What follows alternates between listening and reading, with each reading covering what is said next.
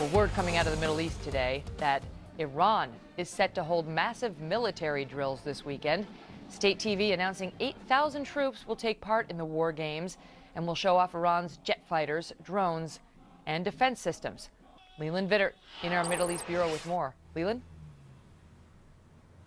Megan, what we're still trying to figure out whether these drills by the Iranians are meant to drum up support at home, rally the troops, if you will, or scare the rest of the region. So far, we know about 8,000 troops participating in this, and it will take up much of eastern Iran starting this weekend and going all the way into next week. Normally, we don't see anything new in terms of weapons during these drills, but it certainly serves as a warning about the kinds of air defenses that anybody who would be attacking Iran, perhaps Israel, would face in such an attack. They've already tested their missiles to show what a retaliatory strike on Tel Aviv would be. These drills also have the intended consequence of raising the price a little bit. The Iranians are saying, okay, it's going to cost a little bit more if you want to try to bomb us. Therefore, if we come to the negotiating table, we want more. And this all has to be looked at in the prism, if you will, of U.S.-Israel relations after the elections here. The prime minister here in Israel, Prime Minister Netanyahu, and President Obama have a very icy relationship. The prime minister all but endorsed Governor Romney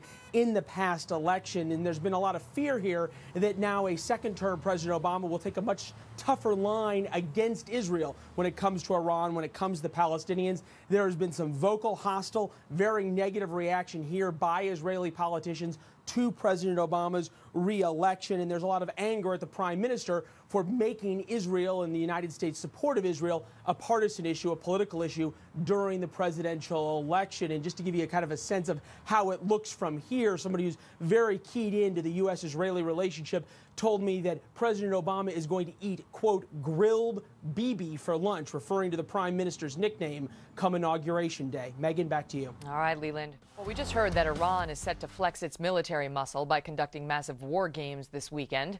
But that comes on the heels of Israel's Prime Minister, Benjamin Netanyahu, warning that Israel is prepared to go it alone against Iran's nuclear program if it has to. Now, he made those comments in Israel just hours before our presidential election. If someone sits here as the Prime Minister of Israel and he can't take action on matters that are cardinal to the existence of this country, its future, and its security, and he is totally dependent on receiving approval from others, then he is not worthy of leading. So what does that say about our relationship with our most important ally? John Bolton is a Fox News contributor and the former U.S. ambassador to the United Nations. And he was accused by some of trying to manipulate our election and doing something that may not be particularly helpful to relations between Israel and America when he came out and spoke like that, Ambassador. Your thoughts on whether what he said is true and its impact?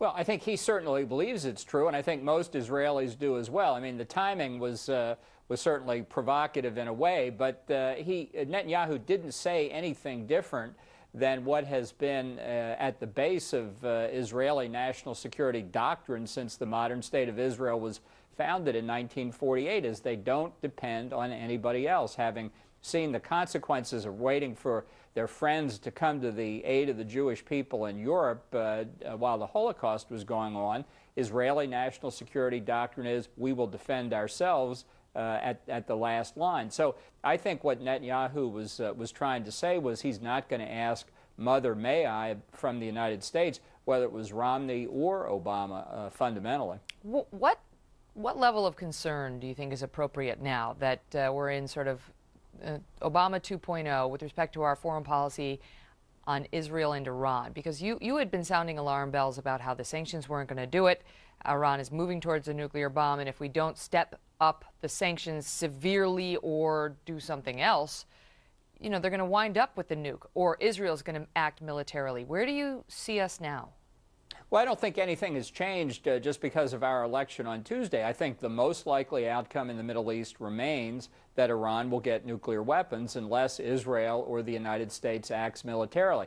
I see zero chance the Obama administration will do that, so people are necessarily concentrating on Israel. I think President Obama will put merciless pressure on Israel not to use military force. I think he will try to affect the outcome of the Israeli election in January and do what he can to make sure Netanyahu's not reelected. That could include a very public discussion with Iran bilaterally. It could include behind-the-scenes pressure. But I think the stakes are very high here. I want to talk to you about that because another news item that came out not long before the election was this report, not long before the third debate, which was on foreign policy, was that President Obama was about to sit down, or there had been an agreement to have him sit down with leadership at the top in Iran, perhaps Ahmadinejad.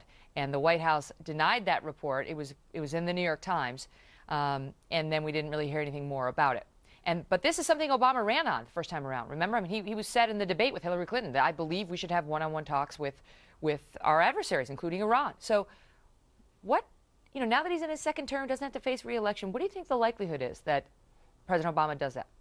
Well, I think there's a high likelihood that he still thinks he can find a negotiated solution to the Iranian nuclear weapons program. I think that's delusional, but aides and former aides have floated ideas that would allow Iran to have a peaceful nuclear program. I use the word peaceful in quotes, with more outside inspectors. I think that's the short road to Iranian nuclear weapons, but I don't think there's anything in Obama's performance in office that has shaken his view that he can find a deal with Iran in there somewhere. And I don't think that the election really gives him a mandate. I mean, going back to your discussion with the other two people a couple of minutes ago, I think most observers would agree there was essentially no discussion of foreign policy at any depth in the American political debate leading up to the election, so there can hardly be a mandate. I think Obama's going to be very carefully scrutinized by people who are concerned that his policy is going to lead to a much more dangerous Middle East. Yeah, only something like 4 or 5%, something low single digits said that foreign policy was their #1 motivator in the election in any way. Ambassador John Bolton, thanks for being here. Thank you.